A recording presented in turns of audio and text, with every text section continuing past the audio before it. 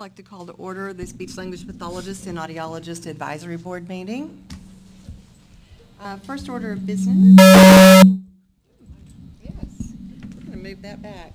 It is a roll call. I'm Sherry Sensibrian, presiding officer. Emmanuel Bodner. Here. Patricia Brannon is absent today. Chevelle Bryant. Here. Dr. Tammy Camp. Did we hear from Dr. Camp? No, I don't think so. Okay. Kristen Culp. Here. Kim Ringer. Here. Elizabeth Sterling. And she's a new member, right? Did we hear from her? Okay. Maybe just running late. And Michelle Tahai. Here. So maybe our new member will join us a little late.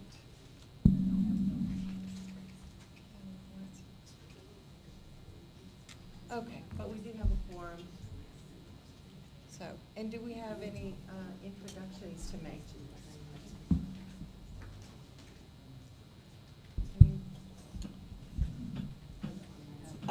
Not yet. I think we will have some changes that we will announce just within the reports.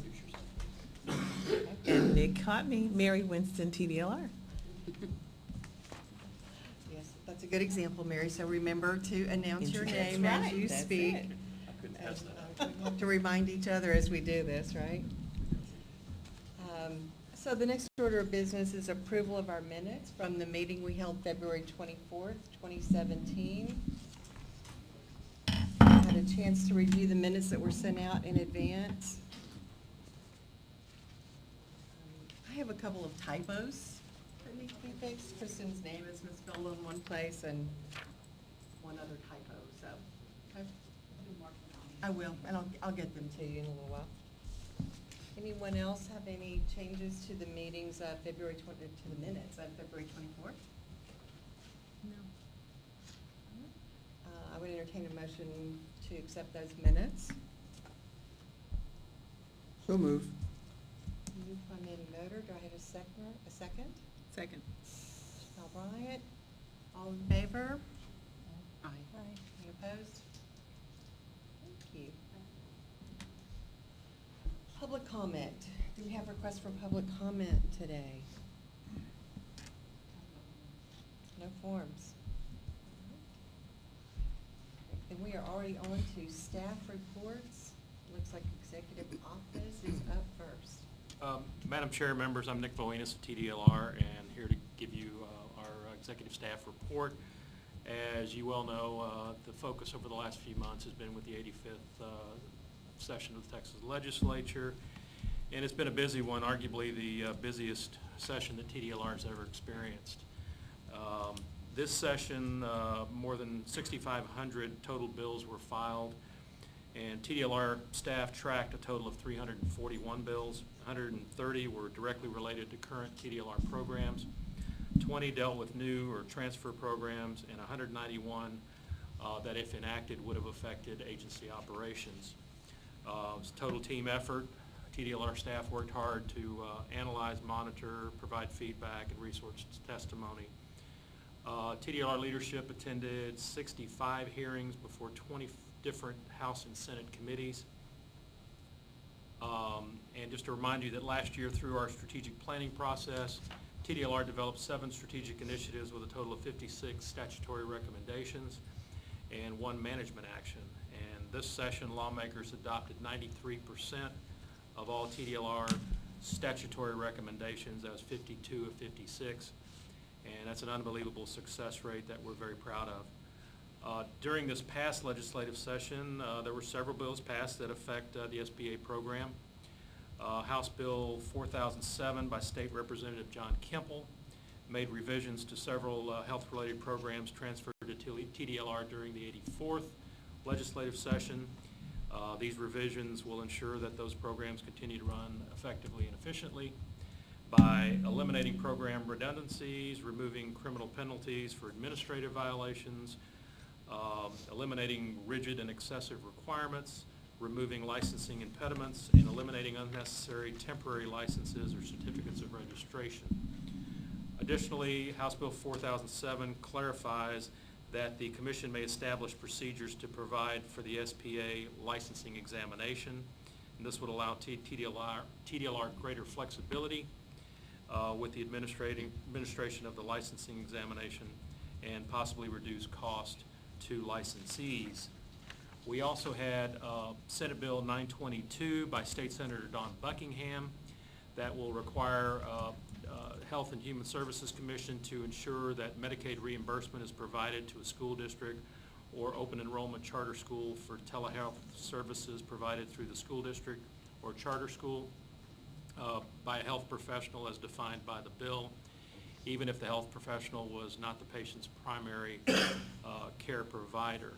If the school district or charter school was an authorized health care provider under Medicaid and the parent or legal guardian of the patient provided consent before the service was provided. Senate Bill 1107 by State Senator Charles Schwertner addresses telemedicine and telehealth services, and there will be more discussion on these topics when we get to agenda item H a little bit later on in this meeting. Now TDLR staff is busily preparing for another successful bill implementation period. Again, it's a total team effort around the agency, and all divisions are involved as we develop rules, communicate to stakeholders, appoint and prep advisory boards, hire additional staff, deal with education, exams, IT programs, and more. You can see a full review of legislation affecting all TDLR programs by program on our website, tdlr.texas.gov. Simply go to the picture of the Capitol, click on that, and you will get to the page for that full review. Also want to take a minute to give a little selfless plug here for y'all to please like us on Facebook and follow us on Twitter when you get a chance to stay up with TDLR news. And just to go back to the website for a minute, wanted to share with you some web traffic numbers that are associated with the program. Last year, for all of our entire TDLR website, we had more than 9.5 million page views. And over the past 6 months, this program's website has had more than 143,000 page views. That was 143,480 to be exact. And that's an average of 797 page views per day. The average time spent on a page is 2 minutes, 33 seconds. 70% of those visitors to the page are coming from a desktop computer compared to 27% from a smartphone and 3% from a tablet. The top reasons for visiting the site: number 1, licensing related tasks; number 2, downloadable forms; number 3, laws and rules; 4, exam and CE information; and followed by FAQs. If you have any questions, I'll be glad to try to answer them. I just wanted to clarify, this is Sherry Sinsibring. You mentioned the licensing exam and possibly being able to make that somewhat less expensive for licensees. And you're talking about the jurisprudence exam, correct?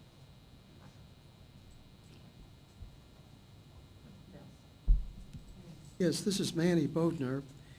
At the beginning of your remarks, you had mentioned an 85%, if I remember correctly, an 85% success rate, and I didn't get what that referred to, or maybe I misheard. It was a 93% success rate, 90 and that was of what? What is that? Of our strategic planning process. The recommendations we made, that 52 of the 56 were passed In the law. legislature? Yes, sir. Okay, and the ones that did, you were pleased with. Yes, What sir. about the ones that did not? Is that something we can address either in a special or the next legislature? Can I pinch hit here, Nick? Sure. Mary Winston. Those actually, some of those would not affect you guys at all, actually. The ones that did not pass. Special session has kind of been dictated by our governor as to what's going to be covered, and none of those other 4 are part of Not that. part, okay. So, and Okay. that's okay. We will survive that 93%. Typically, I believe we typically hear that people have 20% of their strategic initiatives. Or even less, yeah. Or even less that pass. And so,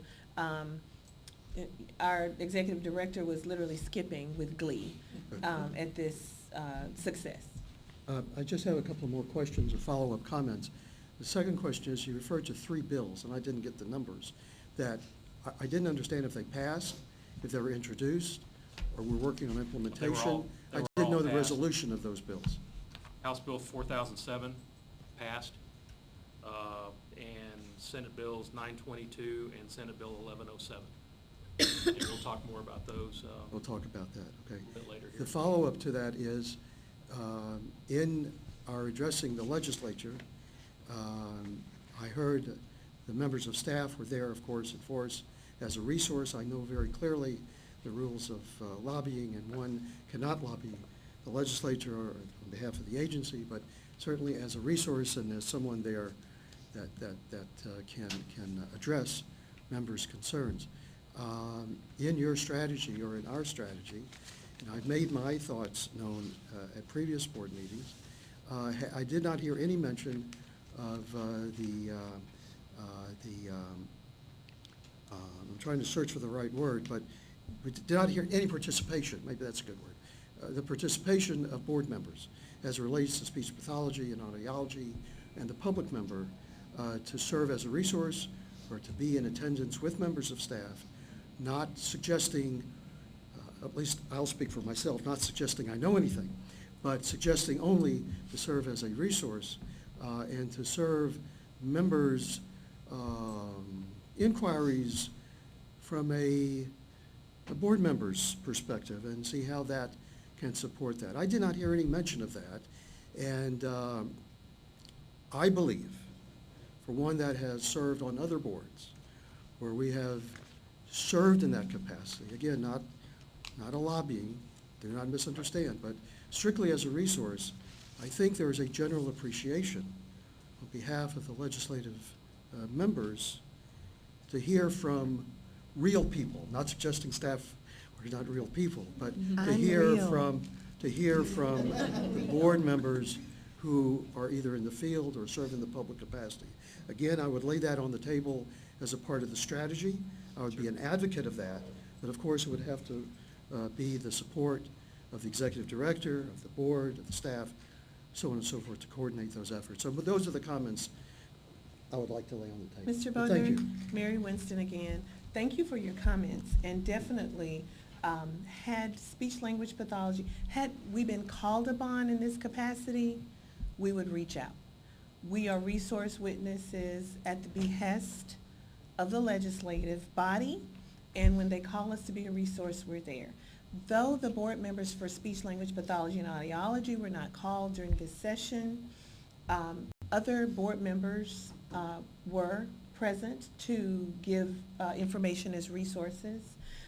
You guys really we weren't called to the table to be a resource related to your profession. When that has been, off the top of my head, midwives, we had one of the board members come because there was a very specific bill that dealt with the practice of midwifery, and they were there. So am I getting that you are volunteering that when something comes up, we can give you a call? Absolutely. If they have the time to listen to me, absolutely. Okay, okay. I like that. I like that. That is duly noted, duly noted. Anything else from the executive office? Compliance then.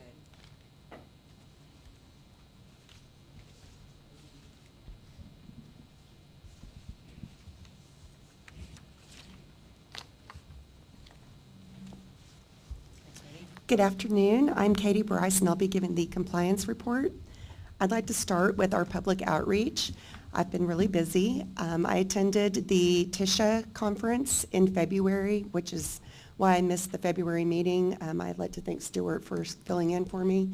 I also traveled to 5 different universities, 3 in the southern part of the state and 2, opposite. 2 in the southern part and 3 in the northern part of the state, and gave presentation to students who are about to graduate either with their bachelor's degree or master's degree, just to educate them on the licensing process and also requirements of supervision once they have their license. And the feedback on that was very positive. I'll also be going back to Texas Women's University in July to give another presentation to a group of students who will be graduating this summer.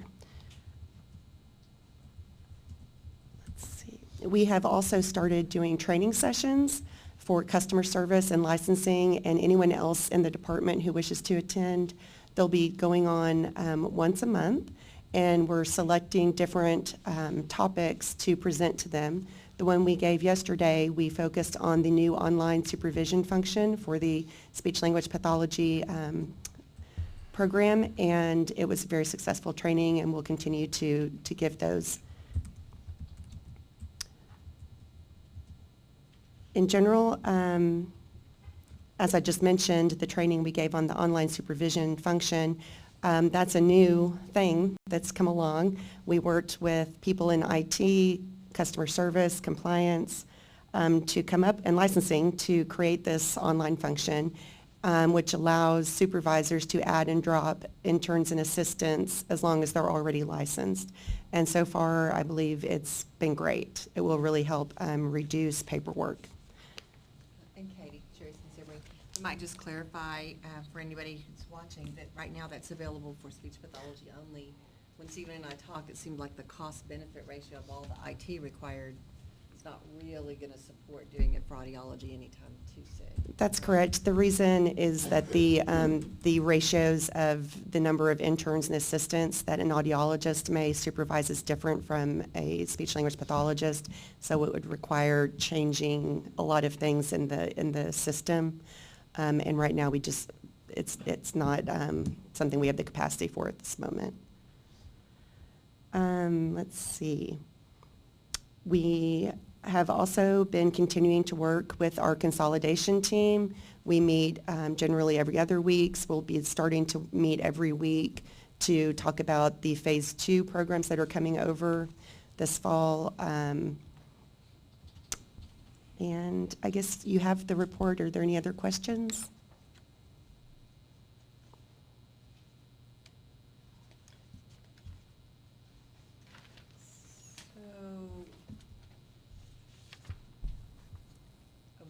We're going to cover it under work groups, never mind. So Katie, Sherry Sinceri, are you seeing any, or is the compliance division seeing any trends that we need to make sure people are being educated about? The same problems we've probably always had, but. I think the main question we're getting is related to indirect and direct supervision, which is what the work group is working on right now. And so hopefully we'll be able to get that worked out soon and made more clear for people. Anything else? About compliance. Thank you. Okay, thank you, Katie. All right, education and examination. That must be Ray. It's not Ray.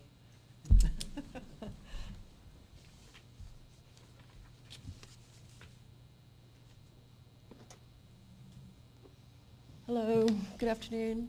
I'm Fanny Pringle with the Education and Examination Division. First off, I want to let everybody know that we have completed our relocation to this building. We were formerly in the EOT building downtown, and we're now in the southwest corner here on the first floor, Suite 105W. On the education side of our division, we've been conducting audits, continuing education audits since November. We have completed our May audit for a total of 53 individuals, 30 pathologists, 5 audiologists, and 18 assistants, and that's based on a 10% of the licensed community. And we're currently working on the June audits. They just haven't been completed yet. On the examination side of our division, we've also been administering jurisprudence exams through our third-party provider, eStrategies. Since November. To date, we have just under 3,700 JP exams completed. It was our hope to begin updating the JP exam content and upgrade the delivery format this year, but unfortunately, we have been caught up in the transfer of the new 6 programs coming over and working on some legislative changes to some other programs, so we've had to push back that date. And we hope sometime in 2018, although 2018's filling up, but we hope to be working on updating the jurisprudence exam and changing the format so it is more of a learning experience rather than just an administrative experience for the learner. You have a copy of our division report. Are there any questions? Can you help me here? Yes. Fanny, you may know? Oh, Madam sorry. Chair, I do have some. This is Manny Bodner. I'm a bit confused by your letterhead. It says education and examination, That's our division. right? A core foundation is key to tomorrow's excellence. What does that refer to? What does that refer? That's just that's just kind of a division motto. Motto, okay. And that's the education, we kind of feel that that's the front line to compliance. Right, That okay. if we can prevent non-compliance by making sure the regulated community is well educated. I am, okay. You are a division of what? We're the Division of Education Examination. What is that a division of? I'm sorry? What is that a division of? Of TDLR? To the LR. Okay. May I suggest, Yes, sir. and I don't know where the suggestion should lead, but for me as a public member, I don't know this. There is nothing on your letterhead, on this page 1 anyway, that has suggest anything at all to do with TDLR, number 1. Mr. Number two- Bodner, yes? before you finish, Ray Pizarro, the director of this division, needs to come and sit up here and assist his team because I think he had something to do with his motto. Well, that's the motto. I have no He's gonna come up problem. here. He's gonna come up here now, and he's That's gonna, fine. Well, yes. well, let me ask the Sit back there question. relaxing. He's sitting back there relaxing. He wore And he's jeans going, so he "What?" would get away today. No, So- he's gonna so- be up here. So, Mr. Pizarro, you can listen to my question as you're making your way up. I would just suggest, as a public member, to fully educate, then I would suggest that it should be no question in anyone's mind. Education and examination is a division of the Texas Department of Licensing and Regulation. And you serve as director, and that there be some reference to this agency. That would be my suggestion. There may be a good reason why it's not there. But as a public member in what this is, I would think it would be appropriate.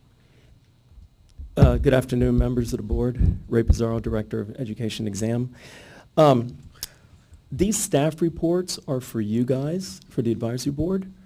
The staff report is and there's staff reports from TDLR to identify and let you guys know who we are and what we do.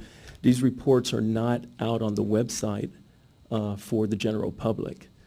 These are reports we're giving to you as the progress and what we do in our division. You'll see that from division to division. These mottos was something that we came up with a few years ago now, I believe. We were asked by our upper echelons to make an identity of yourself. Who are you guys, what you do and what you stand for, and what is how does it fit with our core values of the agency? And this is our core foundation of who we are and what we do for the agency and for the industries we regulate. So this is, if this was to be out in our education newsletter, which we have, you will see TDLR all over our newsletter to the world, and anything that goes outside of this agency, absolutely, and you're right on point, it would be addressed by TDLR because people really don't know the details of the different divisions. But this is just for a one-on-one exchange for you guys to know where we are and who we are and where we stand at. Again, this is Manny Bodner. Again, no disagreement on mottos and goals and identification. It's total support. Just please remember, there are public members that may not be familiar with that, and as much information as we can receive, or at least as I can receive, and I'm sure I'll speak in the plural, I think would be helpful and supportive. But totally support what you're saying and doing, and it's good to hear those comments. Thank you. Thanks for your comment. Don't go anywhere, Ray. I want her to respond. You might need to help. We're training our staff for them to do the reports, You but can let her I'll in. stand by and You see. be let there her- for support. Support. But this is a simple question, so Fanny may be wanting to take it. Sherry Sinceri, we're going to do some assignment and reassignment of work groups today. Will you be ready to make use of a work group for exams Absolutely. very soon? So we should try to do that as one of our assignments today. Sure. Okay. Let me just chime in on that. That she's exactly right, we will, but I want you all to realize the work group is your work group. We will be part of the work group and we'll stand and be in there with you, but, and I say this in all our work groups when we get together, we're not the solution. You guys are. We'll try to steer you and try to give you some ideas and facilitate it and say, hey, this is what we're trying to do and what we're trying to accomplish, and kind of give the points of view of where we want to go, and you tell us, is this the right way? So we're looking more for you guys, and we'll absolutely put the work groups and the meetings together. Okay. We'll get all that done for you. Remember that if you volunteer for that work group. Ray will be there to support, right? Thank you. Any other questions about the examination and education section? Thank you. Thank you very much. And now enforcement. Hello, Karen. Hi, good afternoon, board members. I'm Karen Cox. I'm the prosecutor with the enforcement section, and I'm here to give you your advisory board report. First thing up are case highlights, and I would like to direct your attention particularly to the fourth entry in the case highlights. That would be an agreed order of $1,500 against Jerica J.L. Cox for billing services. The facts of the case are not nearly as important as the fact that this is the first case in this program where we received the complaint at TDLR and we processed it entirely through our system in-house. This was not something transferred from DSHS. This was one that we got.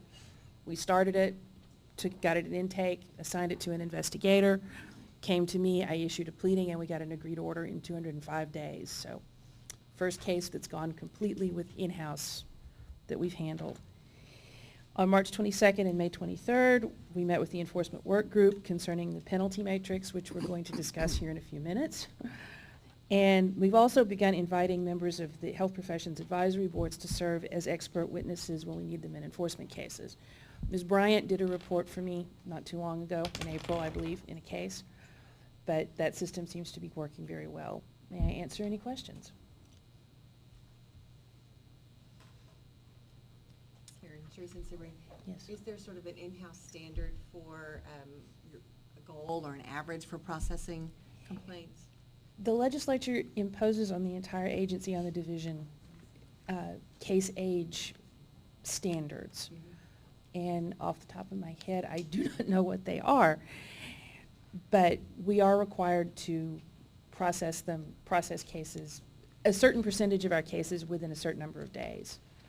And I think all of the programs except cosmetology are under one standard. Cosmetology, the standard is you have to start to finish is supposed to be under 120 days. But the rest of them, I think it's higher than that. But yes, the legislature does grade us on how efficiently we complete our cases. Okay, so questions about complaints and enforcement statistics? Thanks for the report. You're welcome. And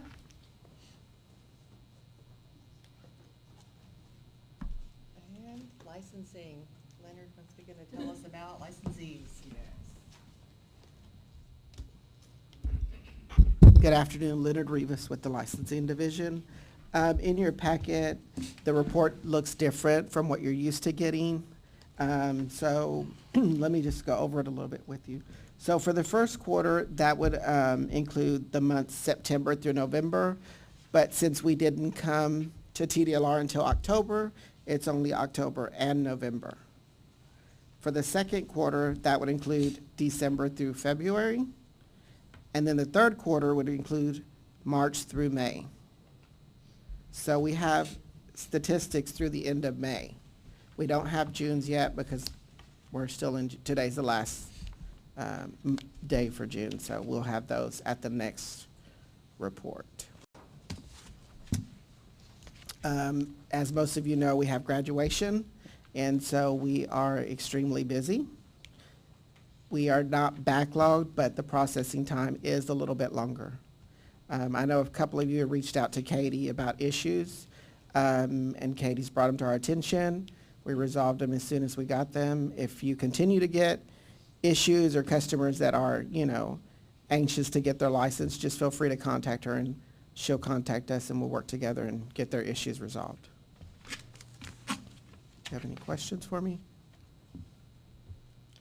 Sure, since they were Leonard, any advice for licensees if it does get hung up? What are the most common reasons?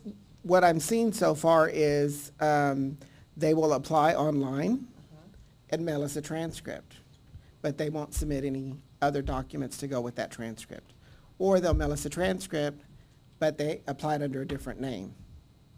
So those are the kind of things that we're seeing. So is our system now set for everything to be sent online? Not at this moment. Okay. And is that a goal? We are working towards that, but we're not there yet. Because what I would like to see happen is them apply online and upload their documents, accept the transcript. Right. But we're not there yet. We do have that ability with renewals. You can, if you're selected for audit, you can upload your documents, but not for applications just yet. Kristen Culp. Yes. So when they're sending in transcript, is there something from the website they're sending with it so things do mesh when that shows up? They're not. All they're sending is their transcript, and that's it. And that's coming sealed from their school? Correct. So that's Mhm. where things get, Right. that's the question, some of the questions were. So is there some different way that they're supposed to do that? Well, they should attach the rest of the documents, so we can approve the license once we get it. But, I mean, But they're coming from the school. yeah. The university's sending that, the student. But they're not sending us, for example, they're not sending the SRS form. All we're getting is a transcript. I'm not sure if they're confused if, when they're applying online, that's all they need to do, and they're not sure that they need to send in the additional documentation to get licensed.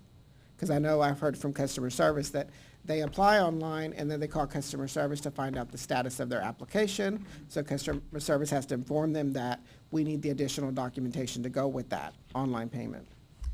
Chevelle Bryant. Yes, So, one question that I get often is it better for the licensee applicant to wait until they get all the documentation that's needed, or should they send it as they get it? Does it matter? It doesn't matter, but it just takes, the process will take longer if they do it one Yeah, at a and time. that- Yeah. Yeah, that was the question.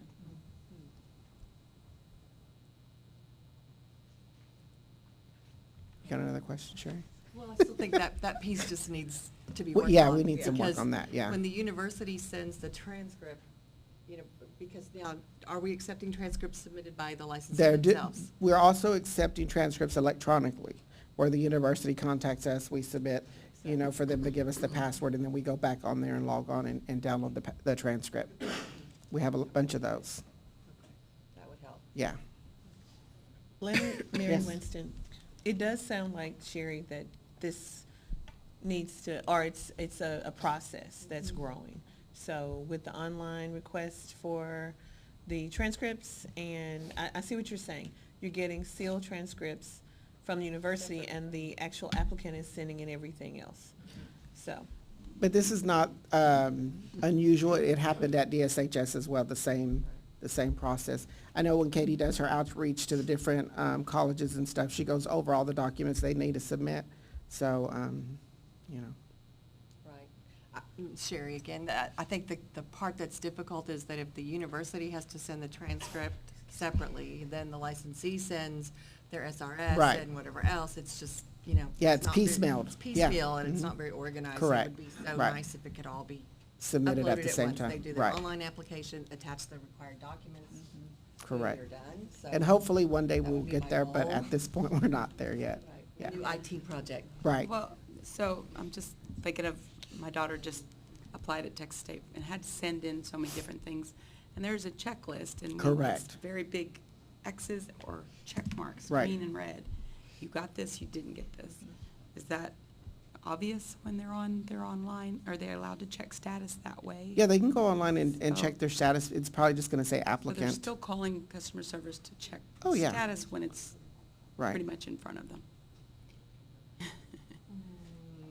Sherry, but Kristen, it doesn't tell them what they're missing. No, It it's just correct. It shows does up not there. tell That's them I what mean, they're like a missing. big No. red No, X, you don't no. have this yet. We don't Yeah, I have this don't, from you yeah, yet.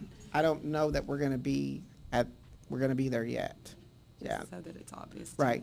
Yeah, Mhm. it helps. Leonard, Yes. Mary, Winston, you ladies and gentlemen have given Leonard some things to take back. Okay, good.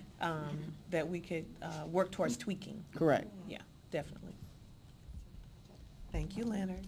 Anything else, Sherry? No? Okay. Thank you. Thank you.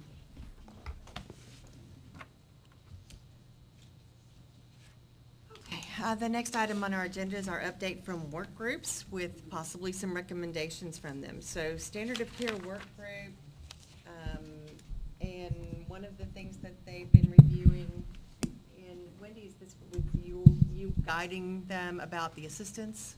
First item? Yes, compliance and general counsel's, Wendy Pello, Assistant General Counsel, compliance and general counsel's office are working with the standard care work group. Haven't met in several months. When our original assignment was really to look at trying to define direct supervision and indirect supervision as those terms were used under Rule 111.50G as it relates to supervision of speech-language pathology assistants, and then also Rule 111.90, which relates to the supervision of audiology assistants. In terms of, as part of putting definitions in, we went through the whole chapter just to make sure, to find out where all those terms were used, and we found that they were used throughout the chapter, not just those two sections. So we didn't want to have inconsistencies. We also, when we did the search, we realized that there was that supervision terminology was being used in a variety of ways.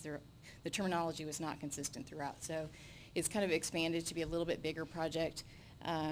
So as part of that, the staff, we've kind of expanded our scope of this project, and we're going to try and fix supervision throughout the chapter wherever we find it, just to make sure it's consistent in terms of terminology and how we're using it. As part of this, we've also taken this opportunity to move the supervision rules out of the giant licensing rules that include like education and experience and all that, and just make them separate rules as part of that. And we had left room, when we had adopted those rules, we had left room like between like .30 and .35, .40 and 45. We had left room knowing that we'd want to come back. So we've moved those out and kind of made supervision its own, so it'll be easier to find. So hopefully we'll have a next round of draft to the standard care work groups that we can go and get their input and review on that, and then be able to come back to the full advisory board. But it's taken a little longer just because the scope of the project has expanded, and we just want to make sure we've got it consistent throughout the chapter, that we don't, you look at one section as supervision as something different from another. Wendy, when you guys expanded the scope, did you include the discussion of prorating that supervision for parts of months? Because our brand-new rule that was intended to be helpful actually caused problems. Right, that's when- all part of that supervision issue. so that's- Yeah, because initially it was very tight about defining supervision, and that, thank you for adding that. Another point of clarifying whether it should be prorated, what does that mean? Because it kind of, part of that grew out of having the telehealth, telepractice be part of supervision, so there's issues tied with that as well. So we're kind of trying to look at all of those issues together and make sure we're consistent between the sections. And also, we've realized when it started, it was just with the assistants, but it also includes the interns to a little bit lesser degree, but they're in there as well. So we'll come back with a much fuller draft, but hopefully dealing with supervision as a full rule chapter versus piecemeal, and then still having inconsistencies. And do you have an anticipated timeframe for that work group to get back to that? Not at this point, any specific date, but hopefully we can get that out to them relatively soon, so.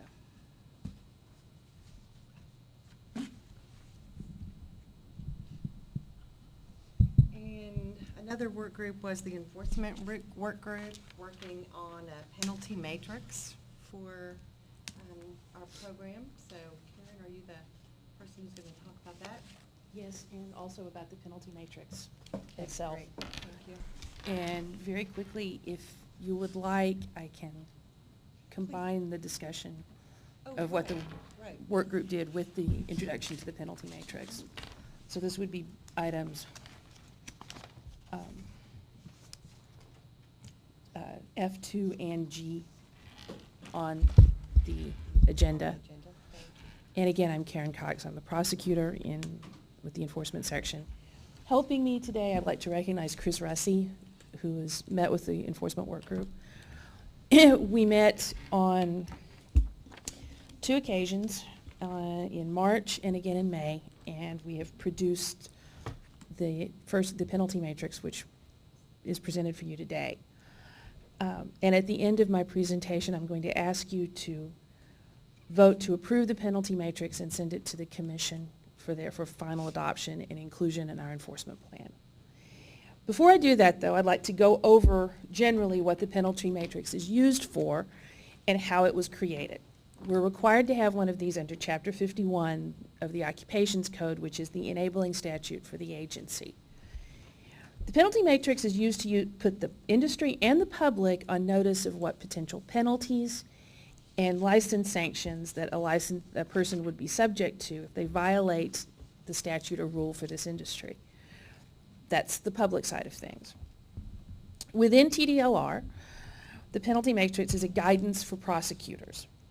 If the prosecutor decides that we do need to go through a formal hearing process with a violation, the penalty matrix is used to determine the amount of penalty that we would seek at a hearing for that particular violation. Generally, we're bound by ranges shown in the matrix. We can go outside of those if necessary, but we would have to ask the division director, Christina Kaiser, for our permission. And I can tell you from a personal anecdote, I've been at the agency 12 years and I've done that exactly once. So it is not, it almost always, they're held within the matrix. What the penalty matrix is not, and this is as important as what it is, it does not create new law. It simply categorizes the violations from the statute and the rules in a list from Class A, which is the least serious, to Class D, which is the most serious. It does not obligate us to impose a penalty or a license sanction in any particular case, even if the allegation initially would appear to be under one of the listed categories. If we don't think the evidence is strong enough, we don't have to proceed. We often close cases with simply a closure letter or with a warning letter, which is a letter that says don't do this again. The matrix only comes into play when we decide to send out what's called a notice of alleged violation, which begins the process of a contested case at SOA, the State Office of Administrative Hearings. In the majority of the cases are resolved by informal means. And we look at several different factors when we decide whether to close or proceed a case, whether it was the first violation or whether it's a repeat, if it was repaired quickly, sometimes if there was severe consumer harm, and we try to get the consumer in the best position within the restrictions of our statute that we can. When we do issue an NOEV, we will use a penalty from the matrix. We can still settle the case below those ranges, and we often do.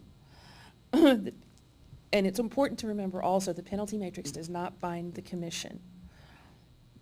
They can go above, they're restricted with a cap of $5,000 per violation. They can't go higher than that, but they can go lower, and they quite often do. And in fact, when they deviate from they usually do follow the enforcement plan or the penalty matrix as well.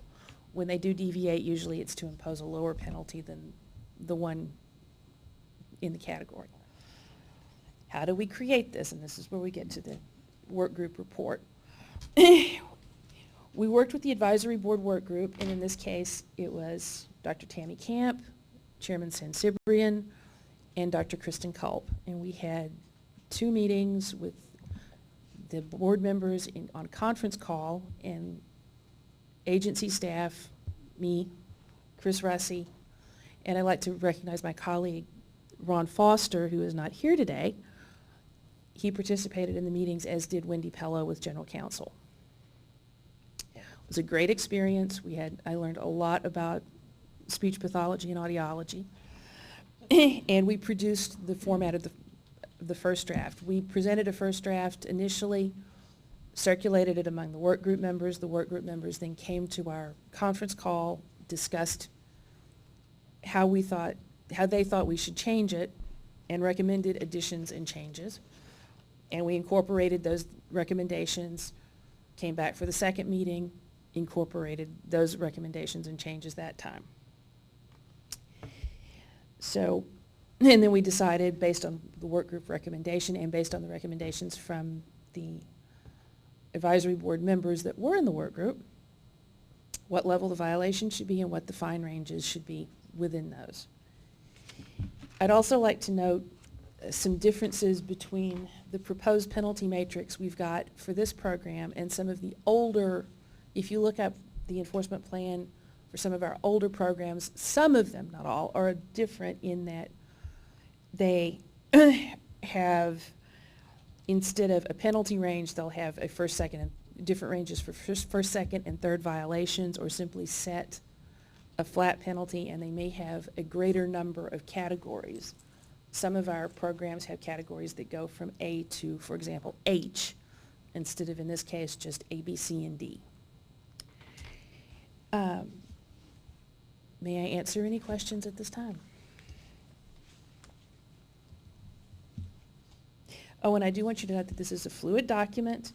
It can be changed when the statutes or rule change, and if the statutes and rules change, we will change the penalty matrix. So I'm happy to walk through the violations and the categories if you'd like to. Chris has it up there on the smart board so you can see in bigger letters if there's anything. Questions? We're very familiar. I suppose clarification, this is Manny Bodner.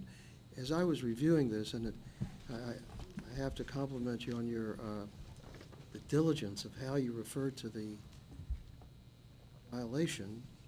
And I assume this is the statute number and how you arrive at that, so it follows, like you said. You're not creating Yes. law, you're implementing law. Right. Statute, rather. Exactly. So violations, and I'm trying to look at penalties. So the penalty, there was one like $300 to $500, whatever the number was. Yeah, Class C, B? example, Class 1,000 to 5,000. Okay, I understand. Can be anywhere in between that. But did you say earlier it can be less than that too? It could be, say, 250 or 750 under that, or is it going to fall within that range? That's my first. Let me just ask a few questions and then you can summarize. Then Class C, and then I don't quite understand. There was another one, maybe all these are subsections. There was one that I thought was a major section, but with no fine amount or dollar amount. Or, no, Class D has a fine amount. Class D, no, I guess not. Maybe I'm wrong. I thought there was one group that didn't have an amount, but evidently I'm wrong. Maybe it was a subset. So I guess just clarification, it's going to fall within that range, but it may or may not fall within the range. Did I understand that right? Yes, in a broad sense, you are correct. In a more specific sense, the commission is not bound at all, or is bound only by the statute. They make a practice of following the enforcement plan, but they're not required to. And in fact, and the prosecutors can deviate if we want to from this, but as a matter of agency policy, we have to get permission from our division director to do so. Okay, just as another follow-up, so there, it looks like as though there's C, there, A, B, C, there's not, there's a D2, right? Okay. Is there anything other than a D? No, sir, and also, we Those- can settle cases below the fine amount. You could settle, right, the Yeah. settlement, so, okay, so you got four classes with assigned fines or range of fines that can or may not be, and that can be settled. This is very broad Yes. powers that you're asking this board to recommend to the TDLR board for their adoption. Is that correct? Yes, sir. And the document is fluid.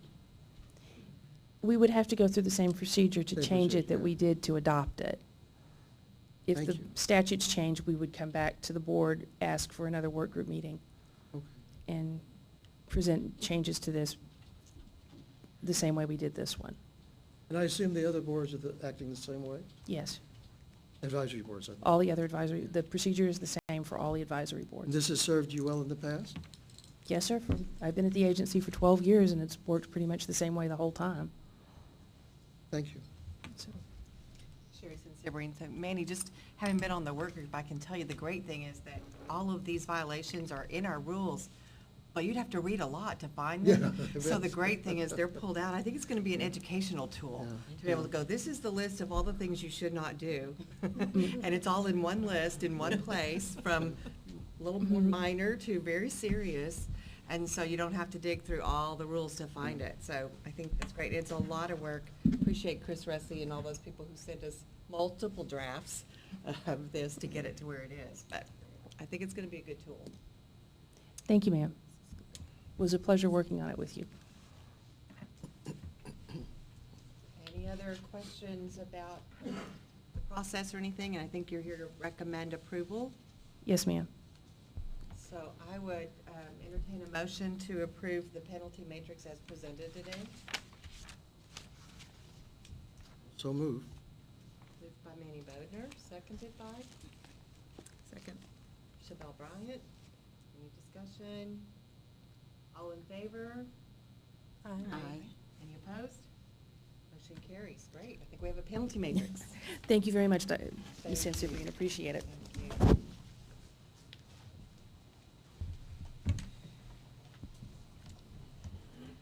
Item H.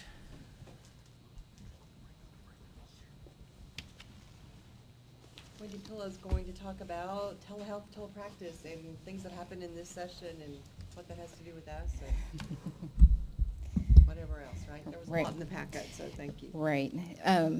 Good afternoon, Wendy Pello, Assistant General Counsel.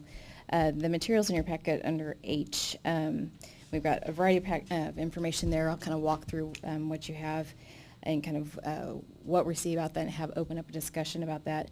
This kind of, if you might recall at our last meeting in February, we had a standard of care work group update and recommendation regarding a rule request to amend Rule 111.212H, and that's the rule that requires initial contact between a licensed speech-language pathologist and a client, and have it be in person at the same place to determine the client's candidacy for telehealth.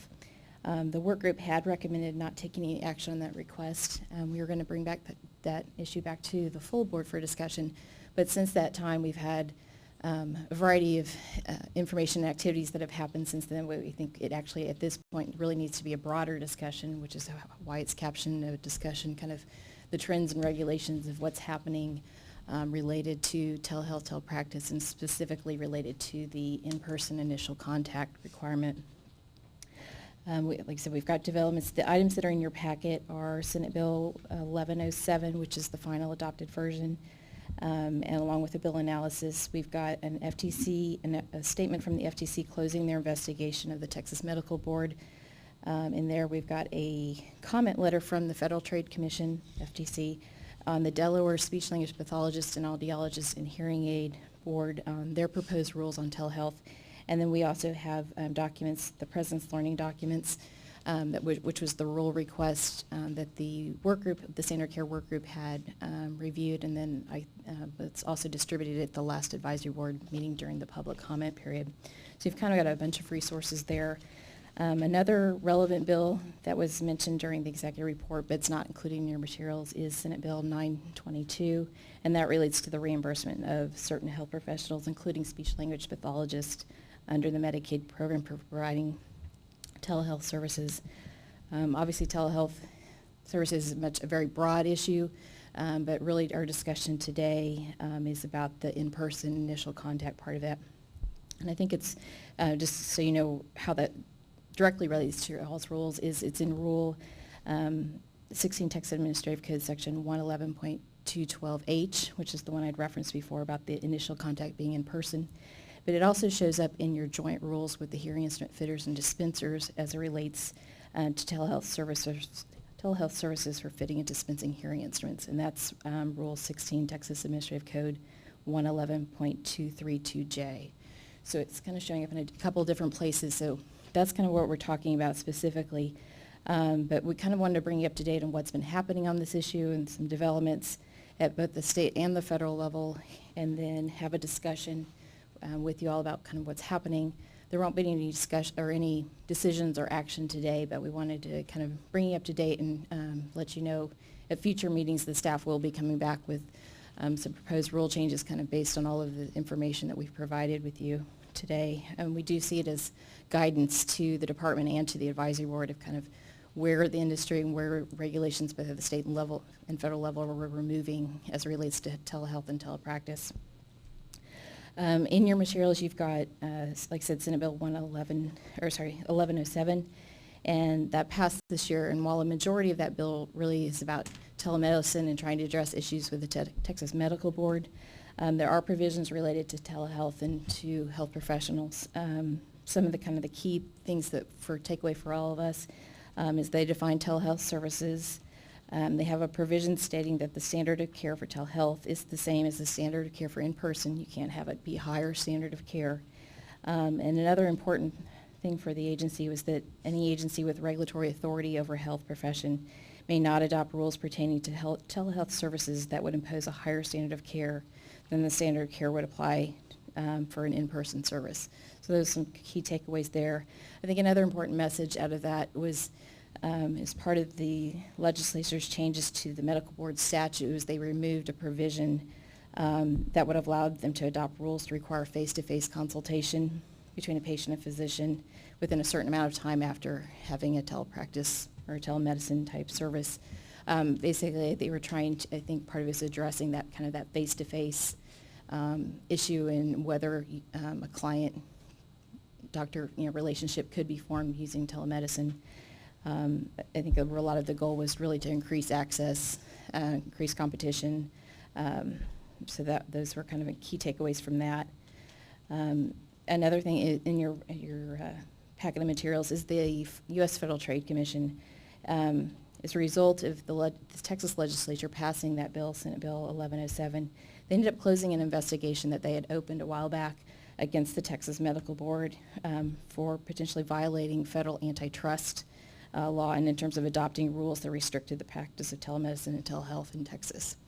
There's been a big concern in terms of especially boards that are made up of all profession adopting rules that would seem anti-competitive and trying to keep out competition, and the FTC is looking at those types of issues in terms of whether the rules are keeping out competition or if there's a legitimate need for those. So the FTC had an investigation open with medical board, but had closed that as a result of that, and you've got that announcement and their statement of kind of what they saw as a result of that, and I think that's good guidance to other state agencies and whether it's agency like ours or board, a specific board in terms of, this is what, at least at the federal level, what they're seeing, how kind of their views on that, on telehealth and telemedicine. We've also included a comment letter from the U.S. Federal Trade Commission to the Delaware Board of Speech Language Pathologists and Audiologists and Hearing and Dispensers. The Delaware Board had proposed rules, and they're kind of like on their third round of proposed rules right now. That's kind of gone on for several years of proposing rules, and the FTC was appreciating kind of where Delaware was going. They had started out not allowing telemedicine, and in their second round of comments, they had taken that back and had it just be initial evaluations being in person, which is something similar to ours. That was the draft that the FTC had weighed in. And while they appreciated that there was going to be the FTC was, appreciated that they were allowing some telehealth, they had some concerns about that in-person initial contact provision, and offered maybe some recommendations or offered some suggestions that the board consider if there a different way to do that wouldn't limit competition, that would increase access to care and to services. In that FTC, they had referenced the American Speech Language Hearing Association's model language. They had also called out of the states that are doing telehealth, Texas was identified as one of 3 that had that in-person initial contact restriction, though the other 2 states had a little bit of caveat out of that. So I think those are some important to take notice of that.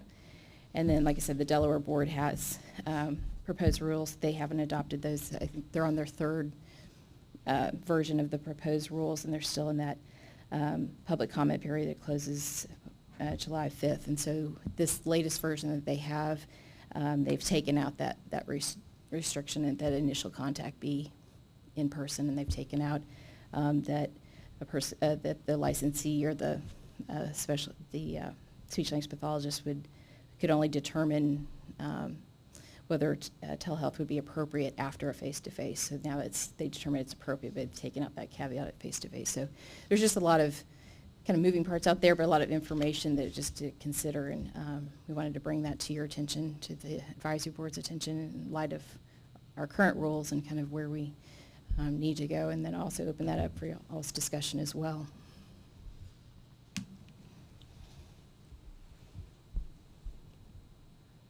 Okay, so any questions for Wendy about the implications of especially 111.07 for us?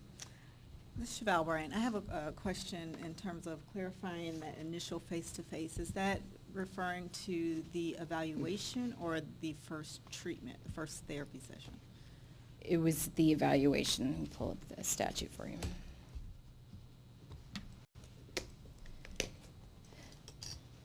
And you're talking about the Texas law. Yeah, it's 111.212. I can read it for you. And not just Texas, but also what the other two states, are they identifying that initial face-to-face as the evaluation? I can go back and look at that. They had identified Kentucky and Montana as having initial face-to-face, but then I can pull the FTC. I think they identified in the FTC letter what their caveat was there. For 212, that's 212H is the provision. And I'll just read it to you. The initial contact between a licensed speech language pathologist and a client shall be in the same physical location to assess the client's candidacy for telehealth, including behavioral, physical, and cognitive abilities to participate in services provided telecommunications prior to the client receiving telehealth services. So that's the 212, and then the joint rule, the 111.232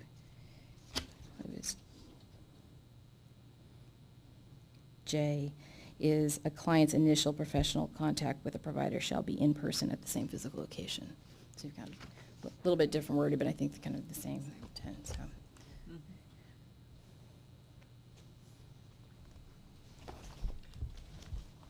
Question? Yes. Yes, ma'am. This is Manny Bodner, and I apologize for having to take a quick break. I hope it was quick anyway. And you may have covered it, so my apologies. I'm just now reading where, in your opinion, the committee's opinion, rulemaking is expressly granted to the medical board. I heard that part, nursing board, the PA board, and the pharmacy board. I would have to assume or think that we are ready to assist or offer our thoughts, not only when called upon, or to make these boards aware of our readiness to make comments or serve again as a resource as appropriate or as needed. We could offer that as well. I mean, I think the bill, the Senate Bill 1107, sorry, is having those four boards get together and work on their rules as it relates to medical practice. But I mean, we'd always be, available if somebody wanted our input. I think they've got the expertise as it relates to telemedicine. I think our takeaway is kind of the telehealth provisions out of that bill, and then just also kind of the bigger picture message of what was kind of sent with related to telehealth and telemedicine, and how we kind of extract that to our rules. Going back to your question about the other states, I'm reading from the Federal Trade Commission's comment letter. It's there, page 6. Let's see. They're talking similarly of the 19 states and District of Columbia with laws, regulations, or policies on speech language pathology or audiology telepractice. Only 3, Kentucky, Montana, and Texas, require an in-person initial evaluation or contact. Moreover, neither Kentucky or Montana require the distant telepractice provider to make an in-person evaluation if a qualified in-person practitioner evaluates the client prior to the provision of telepractice services. So that's kind of, So they without do do- require the in-person evaluation. so that's what they're saying without Yes. researching their laws, but that's kind of what the FTC saw when they looked at, where they were looking at the state laws.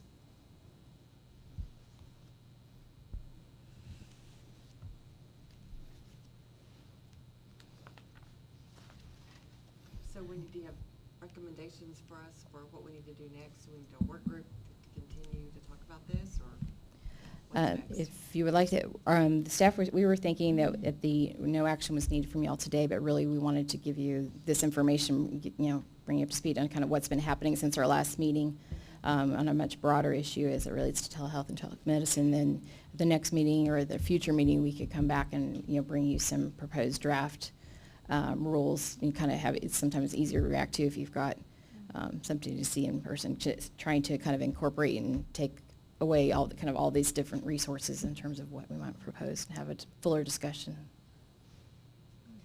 Yes, Mary Winston.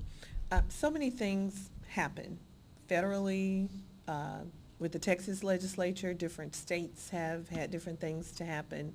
And I want to thank Wendy for being up on all of this and doing just such great research on all levels. This isn't all she's done, y'all. She has more.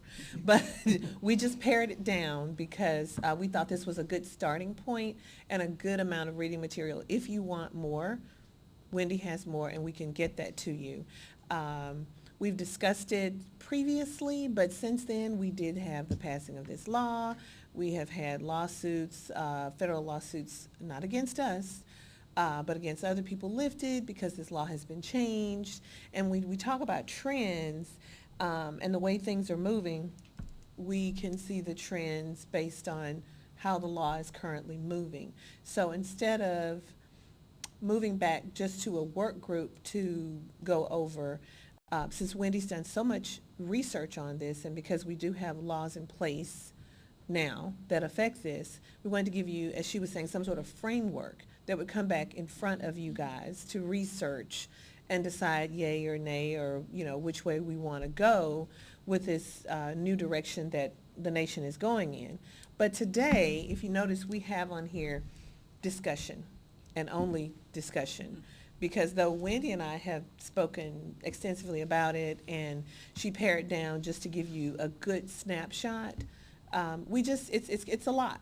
So we wanted you all to be able to take a look at it. If you have comments, we want to come back later, but we didn't want to say, here it is, let's vote now and make decisions. And we want to give you this information and then give you framework to move forward. So Chevelle Bryant, just for clarification again, so the lawsuits that you're referring to, were they related to that initial face-to-face or just related to telepractice in general? What would? Wendy, I believe you were saying different states.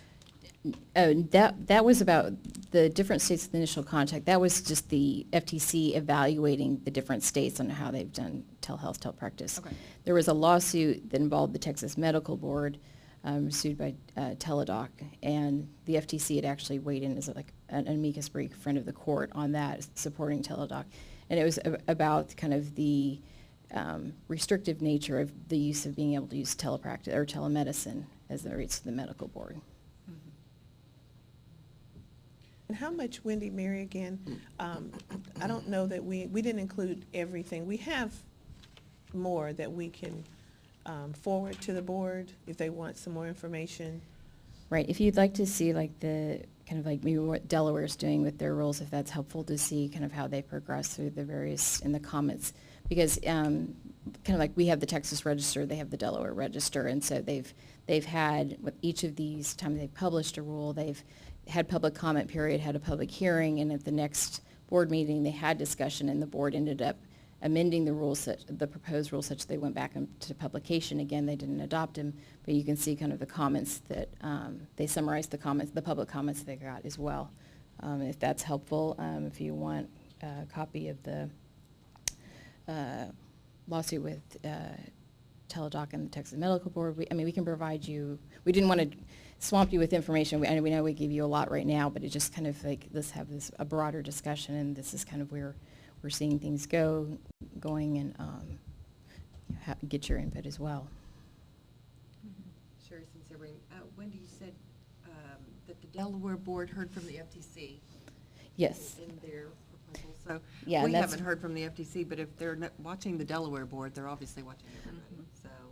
Right, and that's what the FTC, and that was one of your attachments, was the comment letter from the FTC to the Delaware Board. Just like we put out proposed rules and people will comment, well, the FTC commented on Delaware's proposed rules, and they actually, several of their boards had telepractice, telemedicine rules, and the FTC had weighed in on that. I think they've weighed in on a couple of states with their legislation. I believe Alaska was one. So there's something they're watching, and I think with the information we provided you, they're want to promote and increase the use of telehealth, telemedicine, telepractice, providing competition between providers. They want to increase access to services and care, especially if there's areas in rural areas or areas where maybe not a lot of providers. Those are the takeaways in reading their letter and to the Delaware Board. I've been watching this around the country, and while this 1107 only refers to the medical board, to nursing, to pharmacy, to PAs, what seems to be happening is even if a state starts out that way, then they make a broader mandate that's just healthcare in general. So I wouldn't be surprised if that would be on the horizon for us too. So. Yeah, we just want to bring you to kind of early and be kind of ahead of it in terms of potential changes.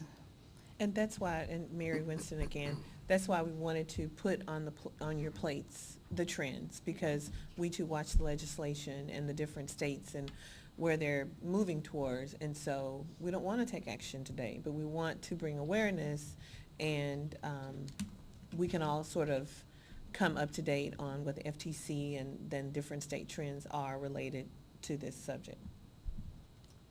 Sherry Sinceri, so Wendy, do you think it would be appropriate and possible even to have some draft at the next board meeting of some rules that you think would We could do that.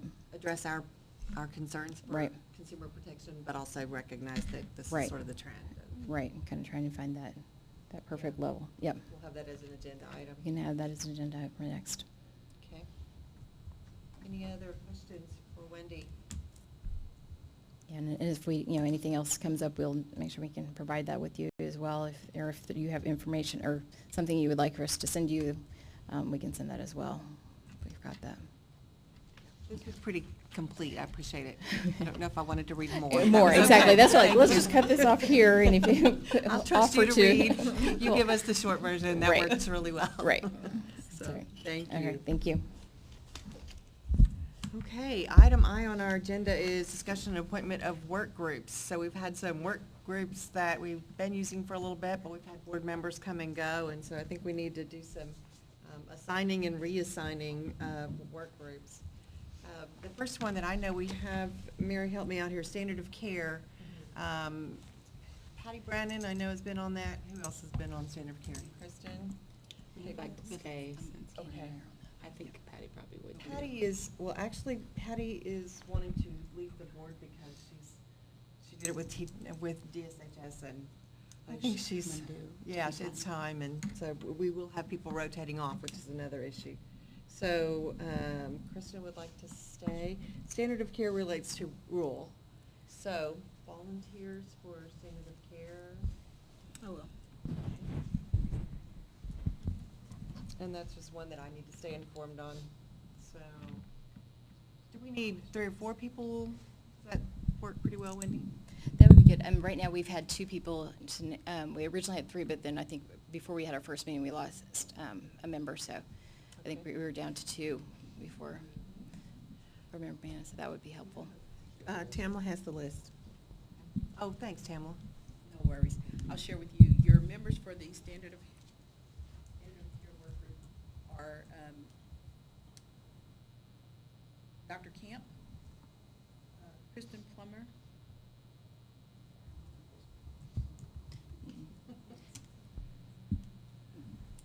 Small group. standard of care members are Dr. Hummel, who has gone off of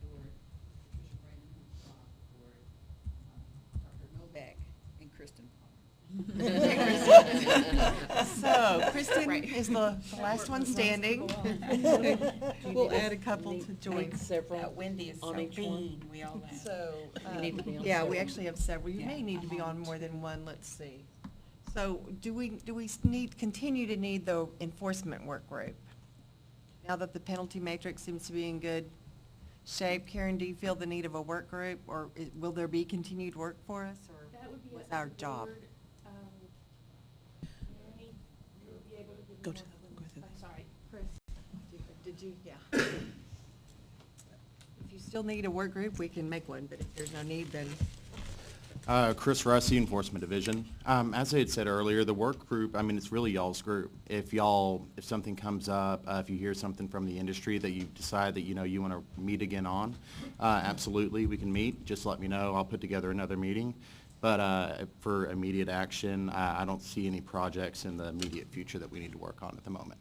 Okay, thank you. So maybe we'll redistribute folks then and put them other places. So we need someone on the exam and education group.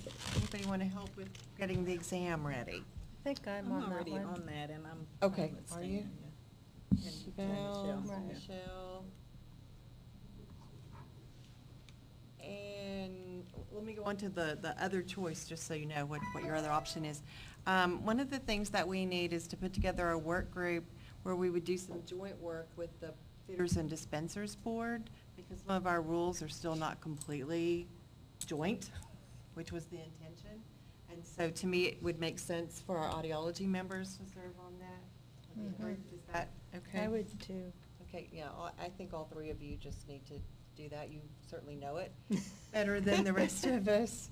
Live it every day, and I Excuse me, think that would make sense. Sherry, notwithstanding the prerogative of the chair, this is Manny Bodnar. I really respectfully recommend, as you make these appointments, that you do take into consideration, absolutely, if it deals with audiology, we do need that expertise. Right. At the same time, I would really respectfully recommend that a representative of each of the three groups who serve on this board, that being audiology, speech pathology, and public member, be represented and serve on the board. Not to say we can't have more than three. Sure. Again, respecting your authority to make your appointments, but that would be my recommendation for your consideration. Well, and I think a good one, if you'd be willing for you as a public member to do, would be the exam and education. Wherever So I may you can work. help us work on that test and see what you think Yeah. about it. You have to take tests for your profession, so I think that would work. And then we'll see what happens. Dr. Kemp, her term is up, and she would be rotating off this fall, right? September, I think. So we'll be needing another public member who's a physician. Okay. well, this is a time for you to put your plug. Mary Winston and Ray has just attacked me from behind. Just kidding. Just kidding. Yes, this is my plug, Sherry Cyprian. We are going to need some new members of the board because of terms ending. So anyone who knows someone who would be interested in serving, please encourage them to apply. And if we have people who are watching this board meeting, we would like to have you consider applying for the board. Can somebody do a better job than I can of rattling off which positions we're going to need? I know we need physician member. Tamara, do you We'll have? need a SLP member if Patty Brannon's going off. Tamla sent us the list, but it's buried in my papers here. She has it. Your expiring members are Ms. Brandon, who is also leaving the board, Dr. Kemp, Hmm? Kimberly Ringer. Just have 3 terms coming up. Okay. What was the third one? I'm sorry. Kim, she came in and started Oh, filling you're one already that was gonna be partially Hmm. gone. Kimberly Ringer, audiologist, and she's old enough, and Patricia Brown, speech language pathologist. I'm assuming Kim can reapply. That, She can. yes, I was gonna say, if she wants to go off. She may not want to do Well, that. terms expiring, not. The Term's term is expiring. expiring, but you can apply to continue. Yes, we love those. Since you've just now gotten the hang of it. Exactly. What a waste that would be. Yeah, we may as well do that. Sherry, what was the work group that was with the fitters dispensers? gonna be called, or what do you? Oh, it is a joint work group. So, Joint rules. joint rules, Mhm. sorry, thank you. Joint rules.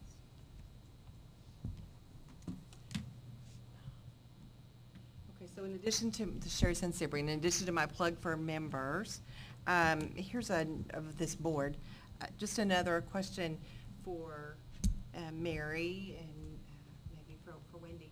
Just being out and about, because we are in the profession, we do get questions about things, and sometimes they're pretty simple, like how do you contact the licensing board or something. But as board members, would you remind us how you'd like us to handle it when someone asks us, I don't know, some crazy question that is not just, here's their phone number? As board members, we would like you to use advisory.boards@tdlr.texas.gov. That is an email box that's checked by several people. We all get those emails at the same time, and that's just a good one. We don't like dropping balls at TDLR, period, and one of the reasons that we can avoid that is because we have mailboxes like that. That would be fantastic. You can give us a call if you feel it's something pressing. Definitely that mailbox works.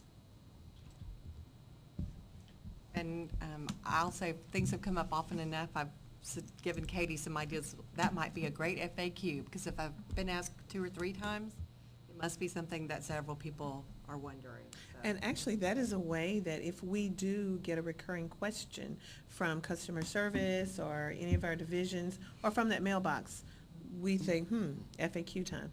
So, yeah, definitely. That's been Ms. really helpful. Kristen, are you saying then to refer that address to the public? Or us asking? You can ask. We have customer service that the public generally uses.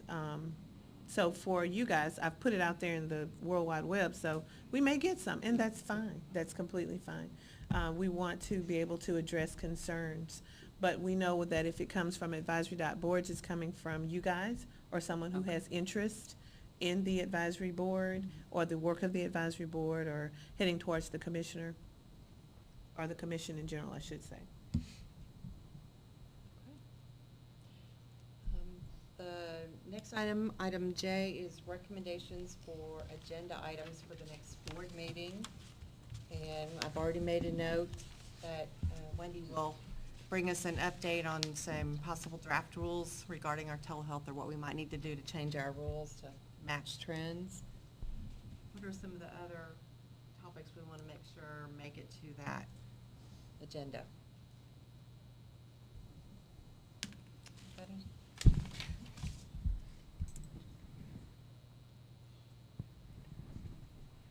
Hopefully we'll have Yeah, a work I'm group. sorry, Wendy and I are covering microphones and whispering.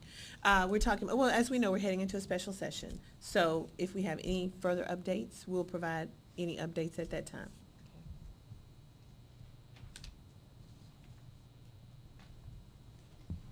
Otherwise, I think it's mostly staff reports and work group reports. Hopefully we'll have a chance for work groups to meet and have updates from them. That'll be great, because standard of care, Right. because of their expanded scope, they should have, We need to do some Or to- work. yes. Right. Okay.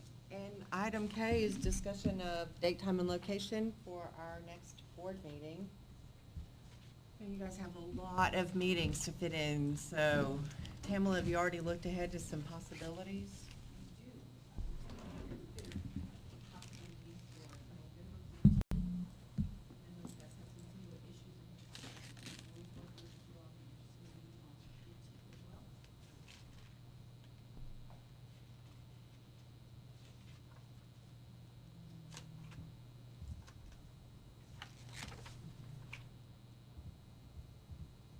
It's a Wednesday.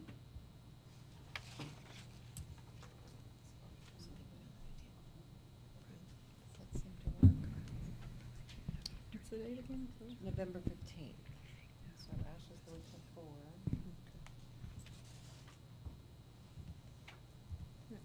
Works. I think we might have a date, November 15th.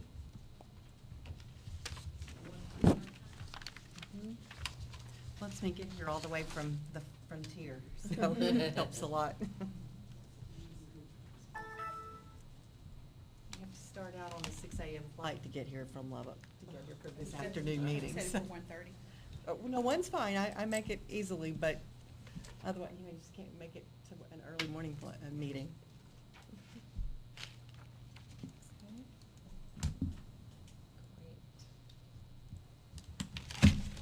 All right, I think we've covered all the items on the agenda, unless the office has anything else to add.